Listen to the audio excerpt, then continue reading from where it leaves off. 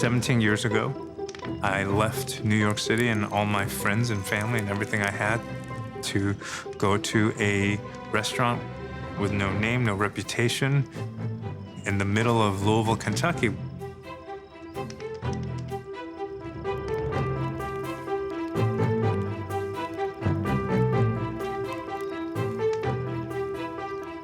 I'm defined by two places, New York and Kentucky. And I'm defined by two worlds of cuisine, like Southern food and sort of the Korean food that I grew up with. We were a working-class immigrant family. Both my parents worked really long hours, and my grandmother stayed home and cooked. That was my first memories of food. So little by little, I would gravitate towards the kitchen, and I must have been 8 or 9. I told my parents, I said, I'm gonna be a chef.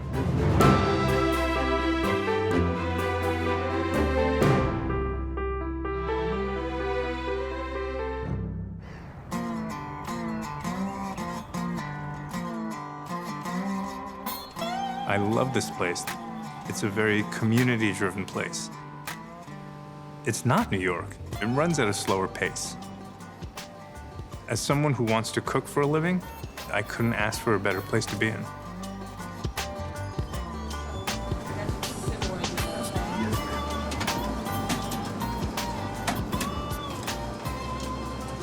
Thank you. Thank you. All right. Who's next in line to order? D. Let me get the breast with greens and sweet potatoes, please. Come on, Dave. Why you missed that? Man, I've been craving it too much. I can't stay out of here. I had never eaten collard greens or candied yams or fried catfish before I got down here. And when I started eating that food, though it was very foreign to me and I had no history of it, and none of my family knew anything about it, there was something about it that just spoke to me. Testing 1, 2, 3. What do you want to hear?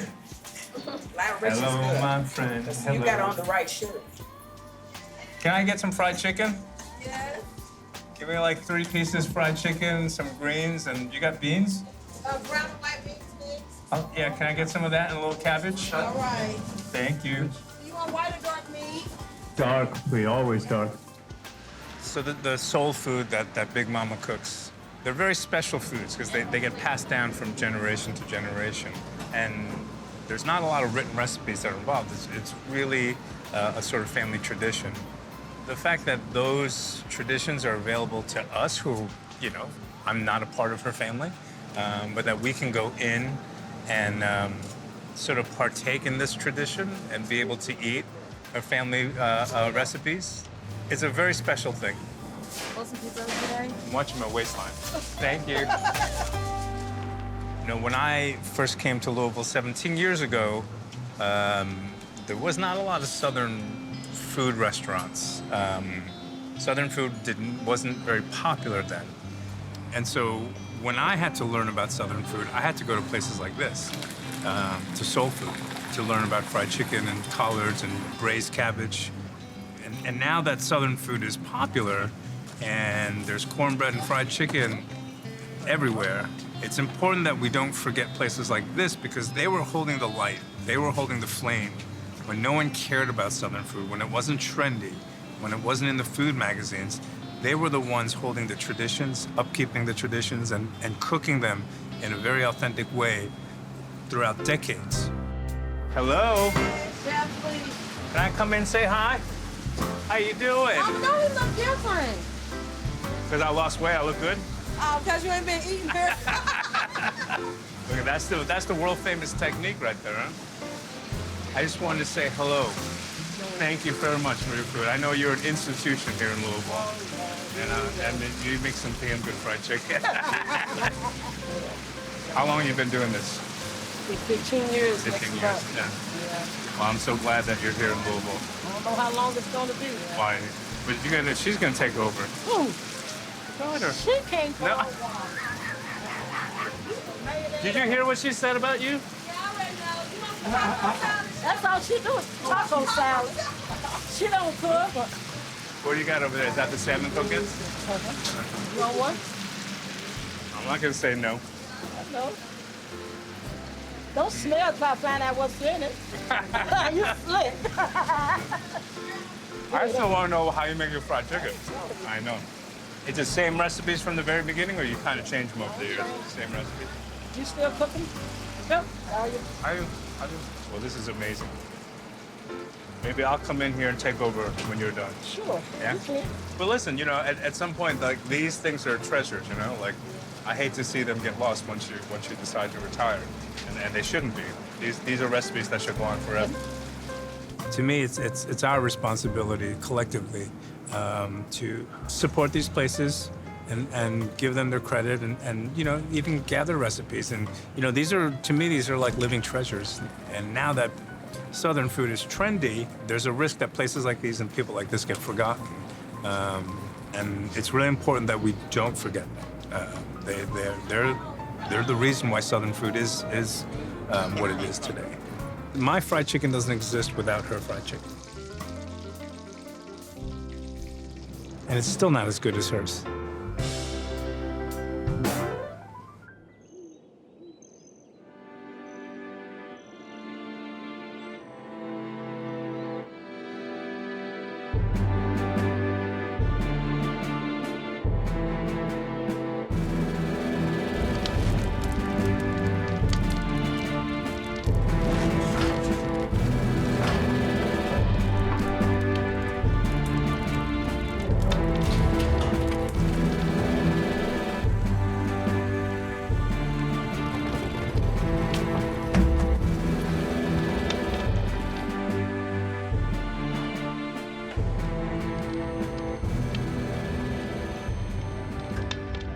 Bourbon is brown water. Of all the liquors in the world, it's probably the most simple, and yet it's the most complex at the same time. The most important part about bourbon actually is not the distillate, but it's actually what happens after you distill this corn whiskey. You put it in a charred barrel. It has to be new oak, has to be from America. The amount of char depends on who you talk to. But you basically, you know, toast the inside of that barrel till it is completely blackened. So now you can imagine taking this really clear, corn-tasting clear liquid and putting it in this darkened, charred barrel. And you close it up and you let time do its thing. You're getting this beautiful sort of marriage of char and oak and tannin and all that mixing with this sweet corn. And over time, you get something which is, to me, the most beautiful elixir in the world.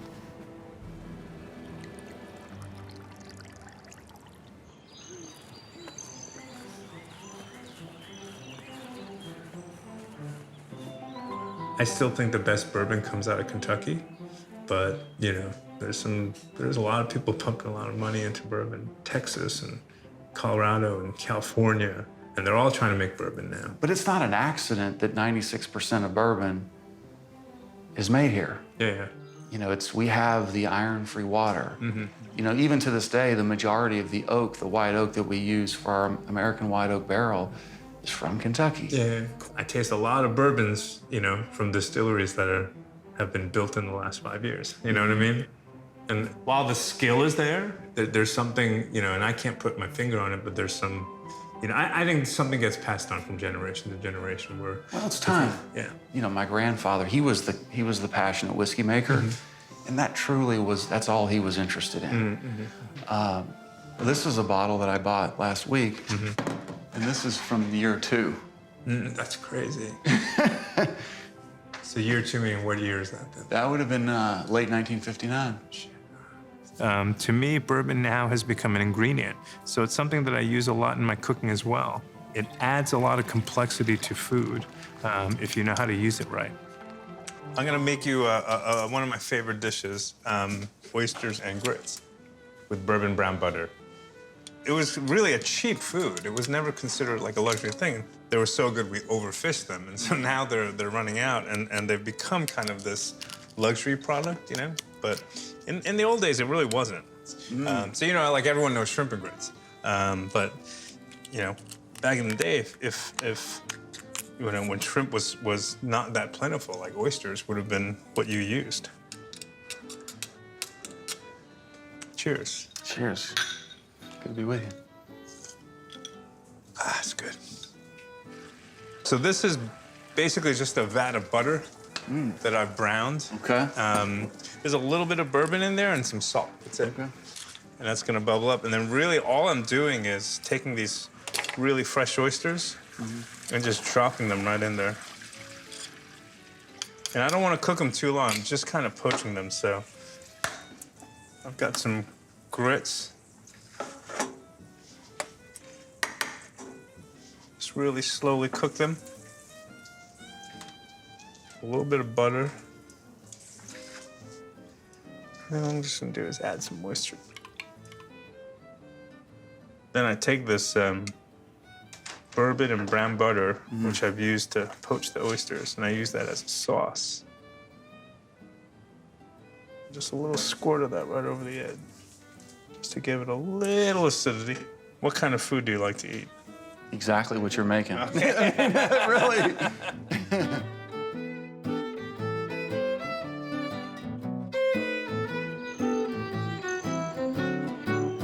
All right, so I'm really excited for you to try these oysters and grits. As am I. Oh my goodness. With, you know, the different textures of the oyster and the grits, it all works, doesn't it? To me, there's something cool about bourbon because you can bring sweetness to a dish. You bring a little bit of smoky flavor.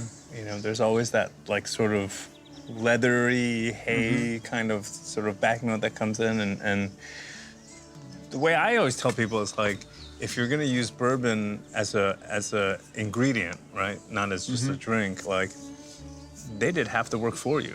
Bourbon in a pan, you reduce it down a little bit, and really you're just adding a little texture, maybe butter, maybe some oil or something like that, but the flavor's already there. To take something that's been aged 4, 5, 6 years and then actually, you know, use it in an ingredient or sauce. It's kind of the height of luxury if you think about it.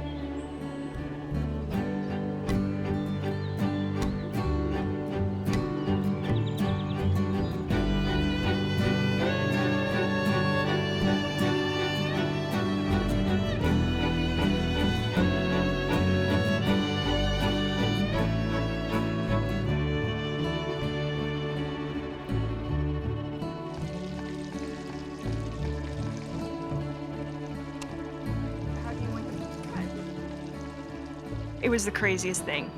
I registered to go to culinary school. That night, I decided, I'm gonna go out with my friends. I was kind of workaholic. Turns out it's like wind down Wednesday at this local place that everyone went to. And I run into another friend who introduces me to Edward. We started talking and we had some wine and His pickup line was, "Why the hell are you going to culinary school?" that was my in. I said, "Look, you don't have to take classes. I'll teach you everything you need to know." And she took me up on that offer, and that was the beginning of a beautiful marriage. It's the one and only time that I really ever used my culinary education to pick up a girl. You know, I just thought it was hilarious how, I don't know, aggressive he was. I'm like, oh, you're from New York. Okay, now I get it. I was born in Brooklyn. I have Korean parents. I got no business in Kentucky. I had a restaurant in New York that was going very well. You know, I had thought I'd made it, right? I was 25 and had a successful restaurant that I opened with myself with no investors in downtown Manhattan. We got New York Times and French Vogue and all these wonderful reviews, and yet I wasn't satisfied. There was something about it that was, to me, I didn't feel like it was my food. I felt something was empty about it. And I realized that I didn't want to stay in New York. I didn't realize I was never going to come back to New York. And I came here. I came to this place, Kentucky, to this very quiet place 17 years ago. There was no gastronomic movement here. I had the freedom and range to run this tiny restaurant all by myself with no help and no outside influences, and I could just do whatever I wanted. You know, to many, and also to myself at the time, that was a huge failure because I was on top of the world and I had a restaurant in New York City, and all of a sudden I left New York City and all my friends and family and everything I had to go to Louisville, Kentucky. You know, 610 had such a great, important reputation in its town, a historical reputation. And a lot of people were very skeptical that this New York guy was going to come in and, you know, do it justice. So he really had to work very, very hard to prove himself. For the first 6 months, I had very few customers. There were nights when I had 4 or 5 people dining at my restaurant. You know, we seat 55, and I remember distinctly a night when I had 4 customers. I can say firsthand that I witnessed one of the hardest work. Sorry, I choke up.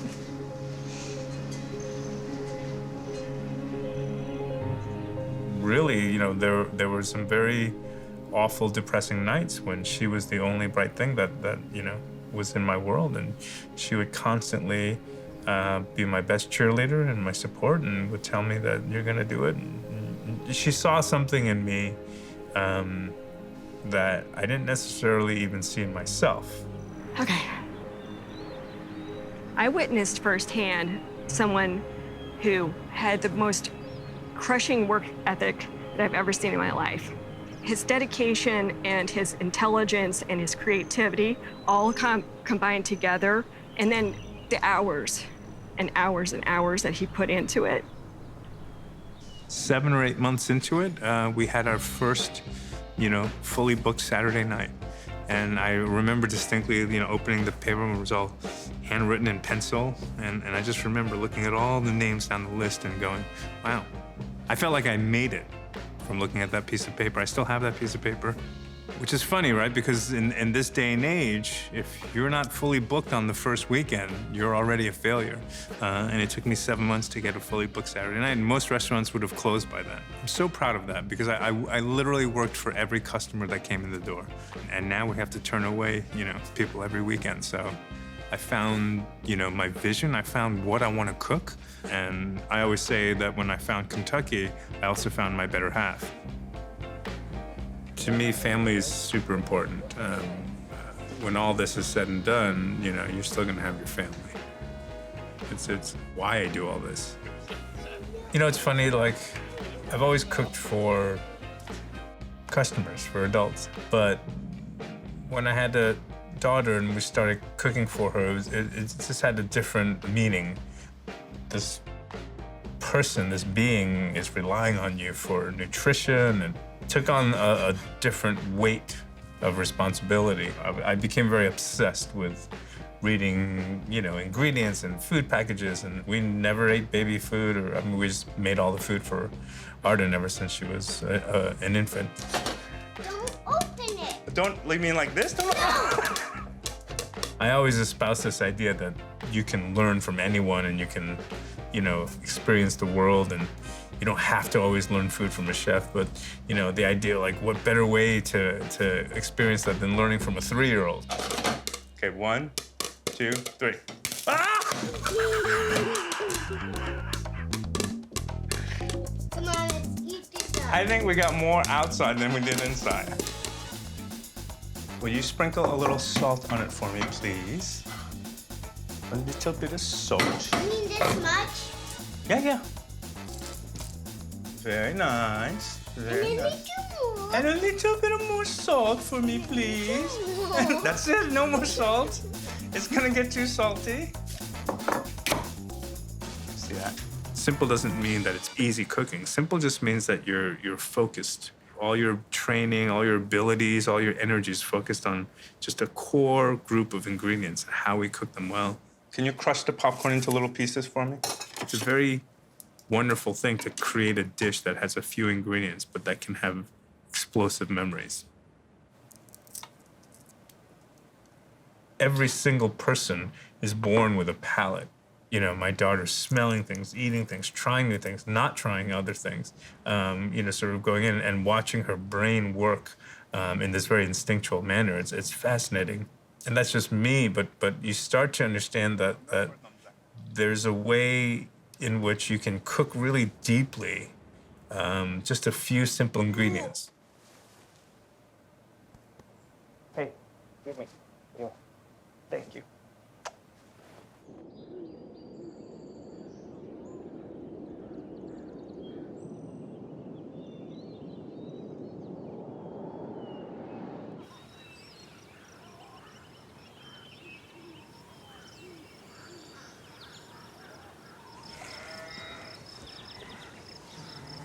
The cooking process doesn't start with lighting the oven. The cooking process starts here.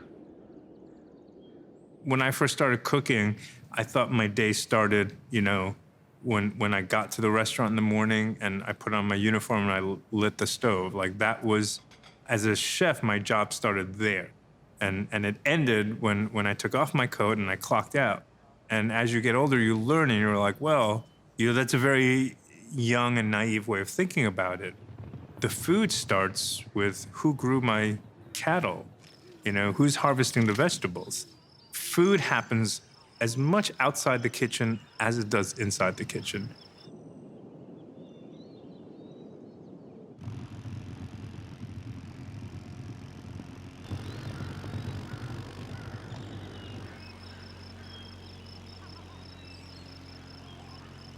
So those are 1 year old, so they've been like weaned from their mama, and now they're just growing to be beef. And what age will you slaughter? 2 years. 2 years. Grass-fed beef is obviously fed 100% grass. So that's a big important thing. Like when you're going to the farmer's market, ask the farmer, are they grass-fed and grass-finished? Yeah. Because a lot of people usually they're claim. finished on, they're finished on grain anyway. Yeah. So it's really important to keep the soil and the grass healthy. Yes, it's really important. We're pretty much grass farmers. Yeah. I mean, we have cattle, right, but we're right. grass farmers. So Derek has his masters in forages, Gotcha. which is grasses. Derek, this is Chef Ed. Hey, man. How you doing? Nice to meet you. You're the cow herder. I am. That was pretty impressive how you got them all to move so quickly. When I look at the difference between a sort of a commercial corn-fed cow steak and one of yours, it's almost like they come from two different animals. And that's from the grass. I mean, when you've got that bland mixed diet of grains, you don't get the depth of flavor.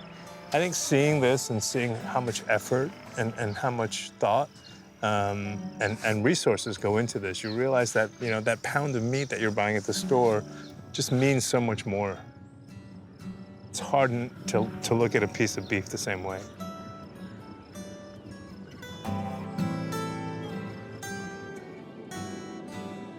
People always think like chefs have this like magical power, right? Where I can like touch something and it makes it delicious. Chefs, we don't create flavor. We just take good flavors and figure out how to combine them in a way on a plate that tastes good together.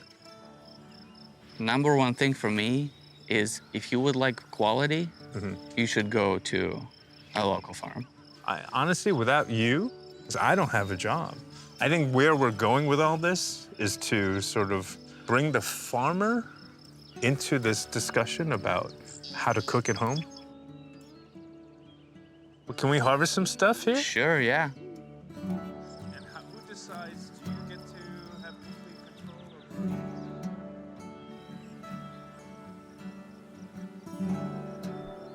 of? We got some candy onions over here, and these are fresh. Yeah, we're just doing a small barbecue, so I just need a couple, just okay. Need a couple. And these are the Oh, yeah, these are Italian beautiful. heirloom onions.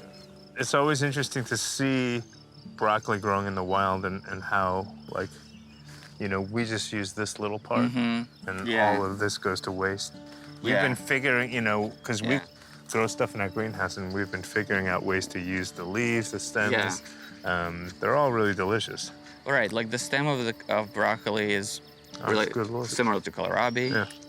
The leaves are similar to collards. And the stems are delicious. The stems are great. Do vegetables become like your kids? It's really satisfying to grow carrots. At the farmer's market, people love them. Yeah.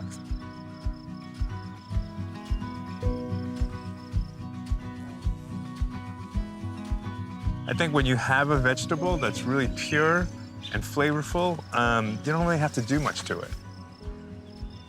That kind of cooking for me is really important, especially when we cook at home. You don't have time or money or the staff to make these beautiful, like, 10 garnished dishes. You really want to just focus on the beauty and flavor and simplicity of a single beet or a carrot, and make that shine, make that the star of the dish.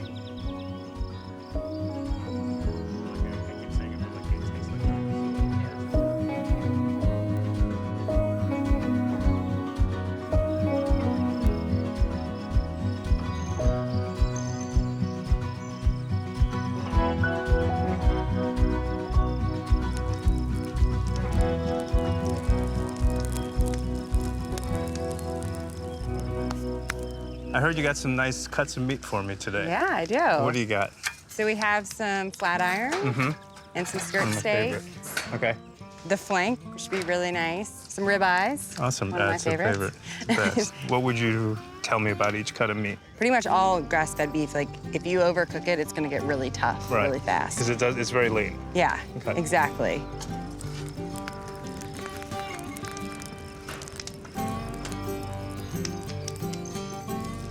All right, I think we're ready to cook. Great. Like, this all comes from your farm. Yeah, definitely. Pavel's garden, he grows all this. Will you just cut up whatever you want and we'll throw it on the grill? For sure. So I'm gonna salt these steaks. One of the things that I always tell people, you go to a restaurant and your steak is amazing, and then you go home and your steak doesn't taste like anything. And they're like, why is that? I'm like, it's just salt. It's like, we salt the shit out of things. So for me, it's all about timing. Let me see. Let's throw the veggies on there first, actually. The veggies always take longer. So you can put olive oil right over that? Yes, I do. You will obviously get a little bit of flare up. So you oil first and then salt. Huh. And then I will do probably the big ass ribeyes first. And let that go, the hottest part of the grill.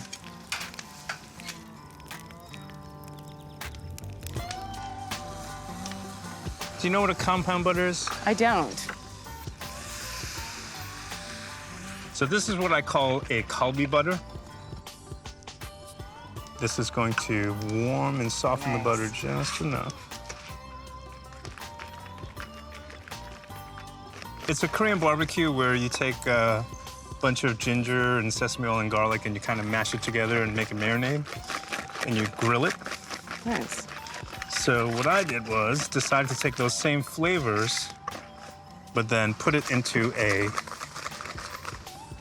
compound butter. So I microplaned the ginger right into there.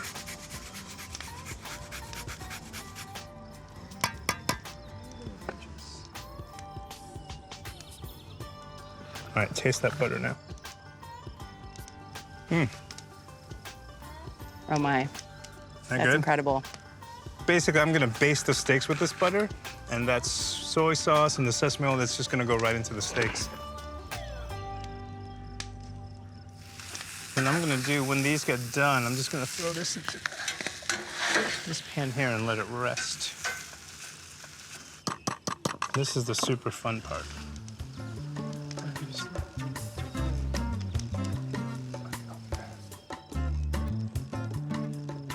That top side, that's kind of like sitting in a pool of butter. As I flip that over, that sugar is gonna stick to the steak, and then it's gonna caramelize nicely.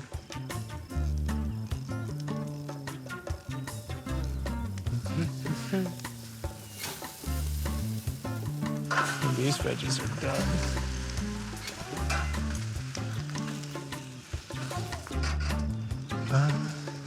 All right, so we got our meats. Great. That's a ribeye cut, but it's cut really thin. Yeah. Rule of thumb, something's thin, cook it very quickly. Yeah. When something is really rare, you'll see your indentation a little bit more. See Yeah, that? yeah. And when something is a little bit more well done, it kind of bounces back really quickly. All right, you ready to do a taste test? I would love to do a taste test. And this is how I love to serve it. All right, ready? Yeah. Yum. It's really nice. Beautiful. Wow. Beautiful cut.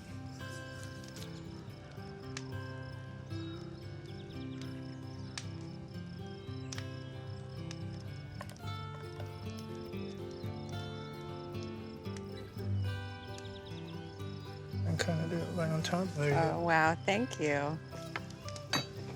Oh, my. That's incredible.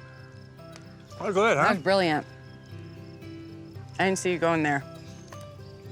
And I the love it. flavor is so deep. You can taste the beefiness. Like, this has just enough chew. I almost feel like I taste the earth with Yeah. that cut. You know? It's a really super nice cut. All right, here, cheers. Cheers. A little dip. That's nice.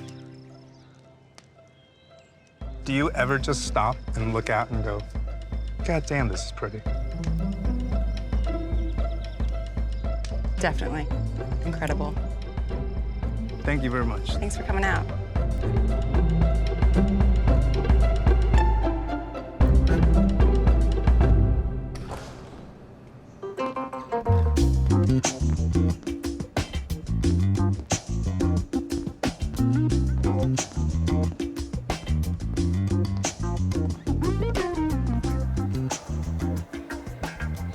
My food is really just a story that has been built over many years.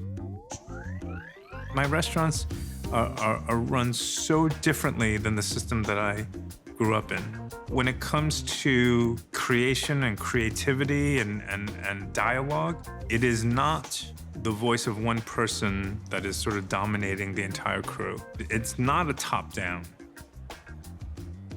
Prevailing wisdom used to be, you know, if you're young and you have very little experience, then you must be an idiot and you have nothing to contribute to this dialogue. Like, I'm the chef, I am the only one whose opinion is valid. That's good. And many restaurants still work that way, and many great restaurants still work that way. But there are a growing number of restaurants and people and chefs and other creatives who are saying, you know, just because you are young, just because you don't have a lot of experience, just because you are not from Europe, just because you are a woman, just because you don't speak the language, maybe you still have something to contribute. Maybe, in fact, we can learn something from you.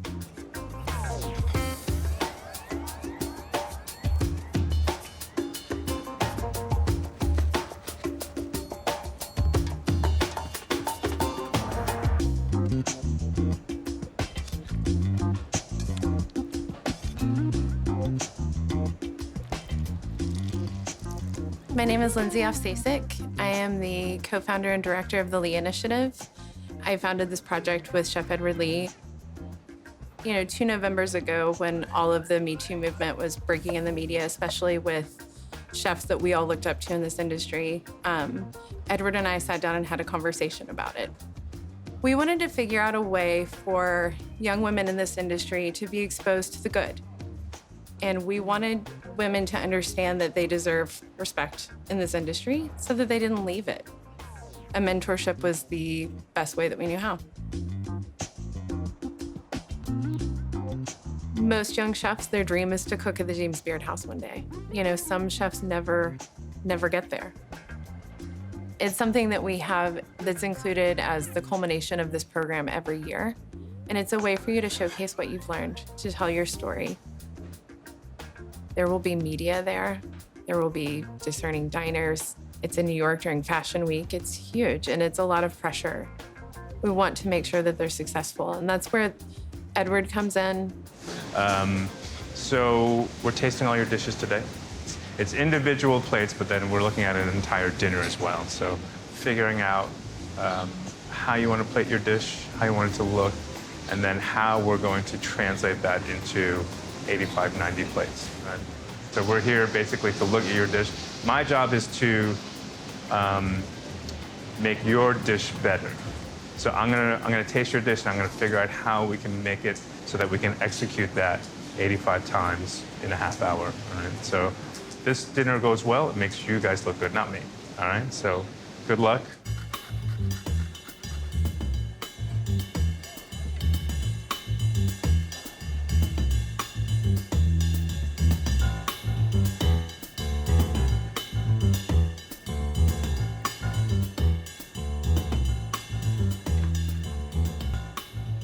And I don't care if you're a home cook, or if you're a chef, or if you're an accomplished, you know, global catering company. Without confidence, you can't do this business. And so our thing is we're gonna give them real life situations. We're gonna put them in, you know, real places where the pressure is on, and they have to perform.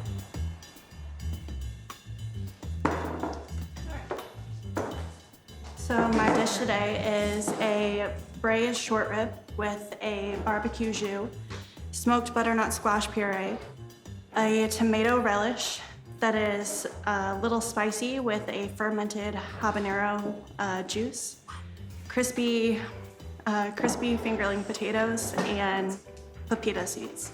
Are you gonna braise it here and bring it, or are you gonna do it over there? I'm not quite sure. Okay. Be careful, the texture of that braised beef is perfect right now. Braised beef can get over braised because you're gonna like transport it and it's gonna be back bags. And the one thing when you vac it, if you vac it too hard, it'll compress the meat, and then it'll like again. Yeah, because you're basically squeezing out the juices. So you're almost better braising it and letting it cool down in the braising liquid. You know what I mean? Like putting the whole thing into a big hotel pan with and letting it just kind of, you know, store in that liquid, so there's no osmosis of moisture going in and out. Thank you, Rihanna. Thank you. All right, so this is a lake trout. It's been cured in the bourbon barrel soy lees. We've got lima bean hummus, pickled cherry tomatoes. I really did not enjoy my mother's cooking very much. I was very lucky to have a mom that cooked dinner for us every night, but wouldn't use like any butter or oil or salt. So I would kind of cover all of my food in soy sauce and ketchup, or like some combination of the two. And so I really wanted to kind of play with that idea. I like the dish. By the way, my mom was a horrible cook too. Yeah. Which is why I learned how to cook. To me, when I see a dish that has 12 different components and elements, you're trying to hide something. So I love the fact that it's simple and you're like, this is it. I've got 3 things. I got a tomato, a puree, and a trout. If you don't like them, fuck off. Thank you. So this is carrot cake. I spice my carrot cake with cardamom, so it's a little different. And then in between the layers are deep fried candied pecans and cream cheese frosting. And then I have deep fried freeze-dried corn, and then dehydrated purple heirloom carrots coated with praline sauce. To me, every element is sweet. And so you're just getting sweet on top of sweet on top of sweet on top of sweet. I think there needs to be something that's savory. And I know the carrot haystack is supposed to be savory, but it's very sweet, the thing. You can have sugar in there. I just think you need something to offset some of that. Okay.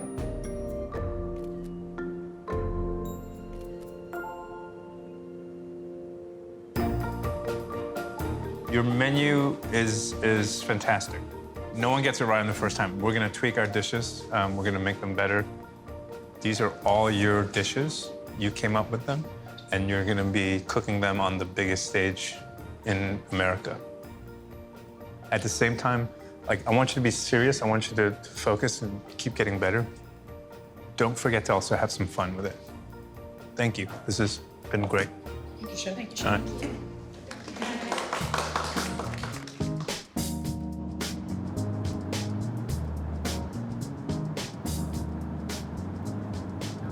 Home isn't a physical place, though, right? Home is a state of mind. So, like, home is when I'm in the kitchen, just playing with food. And it could be my kitchen in my actual house, or it could be at a friend's restaurant.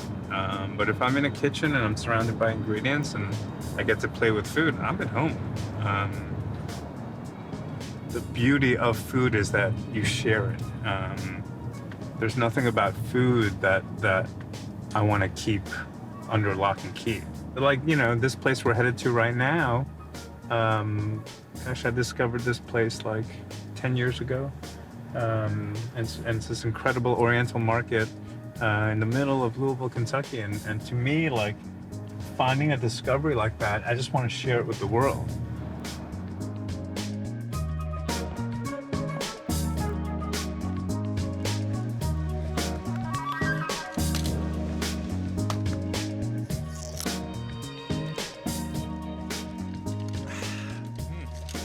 We were a working-class immigrant family, so both my parents worked really long hours, and my grandmother stayed home and cooked. Whether she was, you know, making anchovy sauce or making miso or fermenting gochujang, like there was always something in the kitchen. There was lots of jars of weird things that were always fermenting.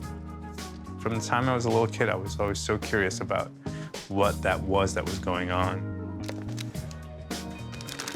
How are you? How are you? Good? Yeah. Your health is good? Yeah. Yeah. Yeah, big time. Damn. Yeah. Your dad just called me fat. He calls everyone fat. Yeah.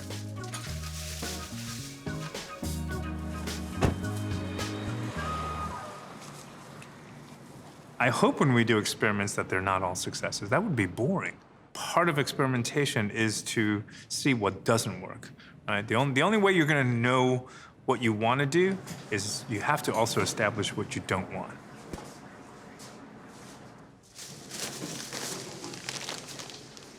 Didn't ask for these. Those are mine.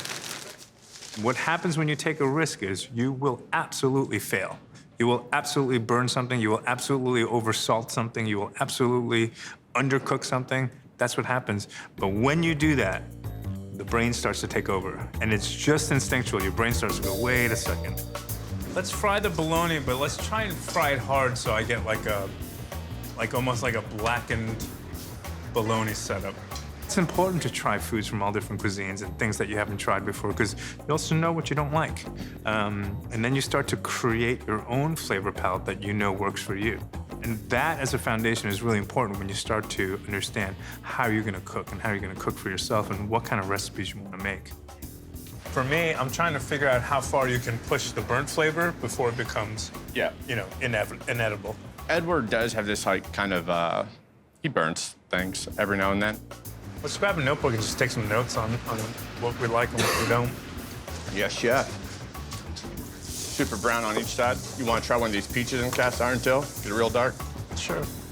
It'd be nice to do like an unripe peach. He's still chef to me. Like he's always, he's my mentor. He's the guy. So I'm always asking him like, what do you think about this? What do you think about that? Yeah. More, yeah.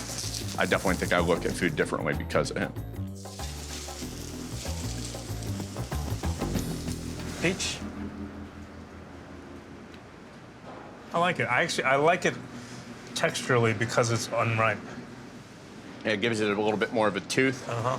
Could even take it a little further. You could take it a lot further, I think.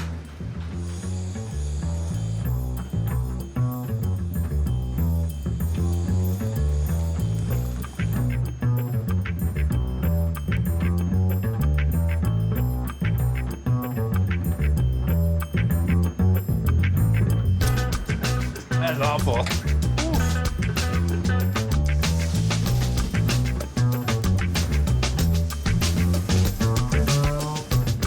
And then with strawberries were, look at that. That's a beautiful color. That is beautiful. I love that rose color.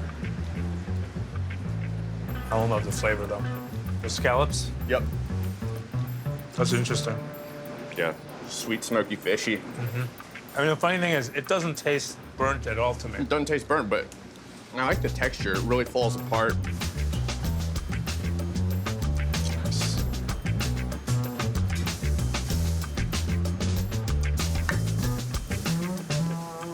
This is my jam right here. No doubt. And when you get a bologna sandwich, you gotta have that sear on it.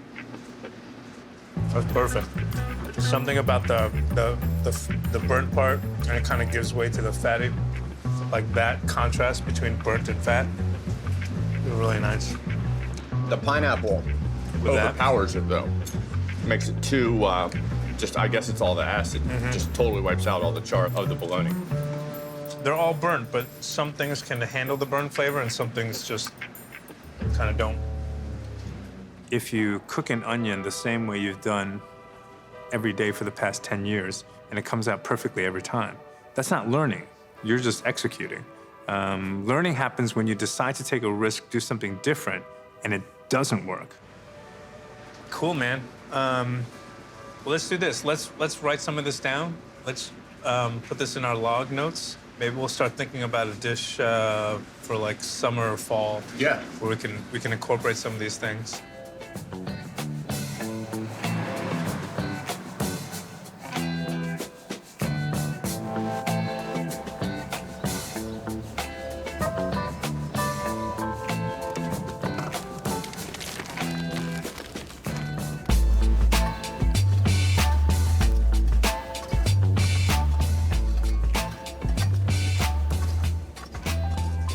I met a few years ago.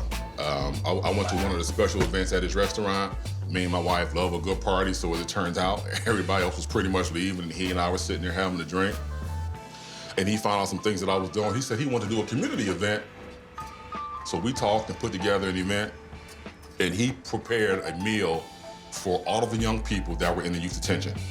And not just the young people, but all the workers.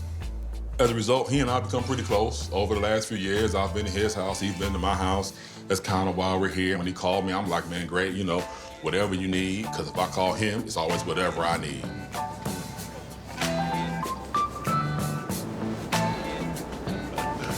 Ooh, look like we get ready to have an interesting party.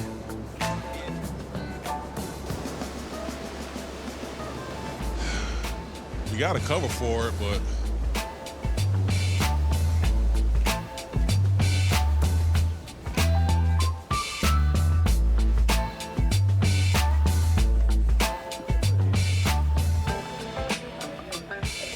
what's up, folks? Doing all right? You know, it's about the food, but it's also about communion. It's about friends, family coming together. I mean, these are the times that you invite your friends and have relationships, and they bring their food. Someone brings a six-pack of beer, some bourbon, and we get together, and it's a participation thing. Everyone gets together and does it together.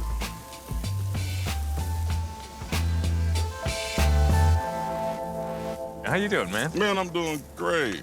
Doing great. Glad we got past this crazy weather. Yeah, what are we doing here? Man, these are nice. Are these ready to go? They're pretty close. So we got the sweet potatoes on here, and the fire is a little extra hot. Yeah. Because I threw some extra coals on there while we were waiting for the weather to pass. Is that enough bacon? Because I'm gonna eat like that much.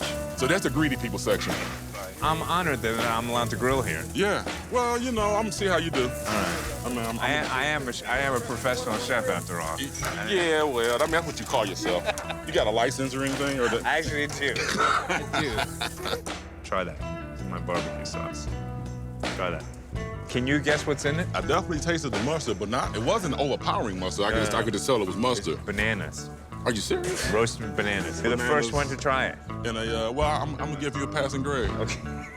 That's good enough for me. It's just family, it's friends, it's community. You can't beat this kind of thing in terms of just continuing to be human. And you see some of this bacon is actually getting done. You smelling like smoke. You know, you hear the kids out there screaming now. I mean, you can't beat that. It's fat on those tomahawks. Mm-hmm. It's gonna flame up. Yeah. There you go. Hey, call the fire department. we got a 3-alarm fire going on here. Holy moly.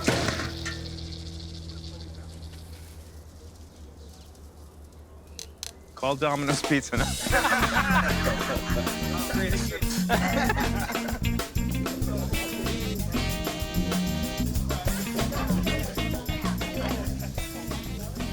At the end of the day, it's a plate of food. That plate of food, as beautiful and as delicious as it is, it's gone in a few minutes. Oh,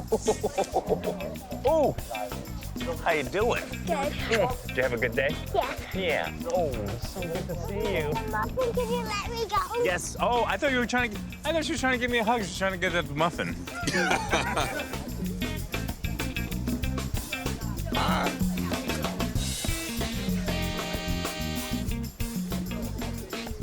The only thing permanent about food is our memories, our experiences, the people, the relationships we make because of food.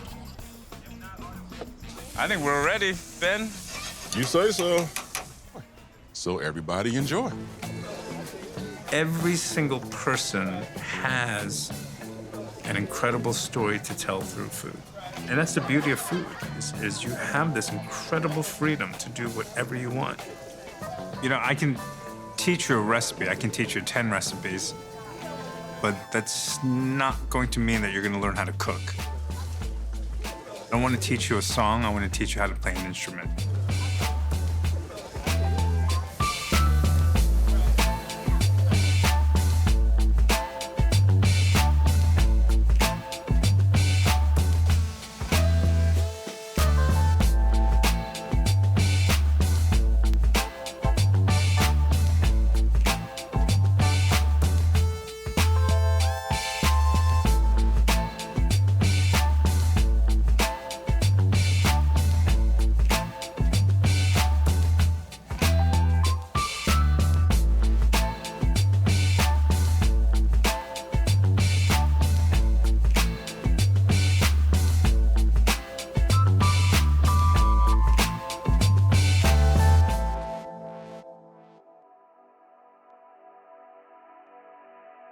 The more you cook and the more you practice this art form, the better you get at it and the more you start to trust your own palate. And once you get that, you're cooking for real.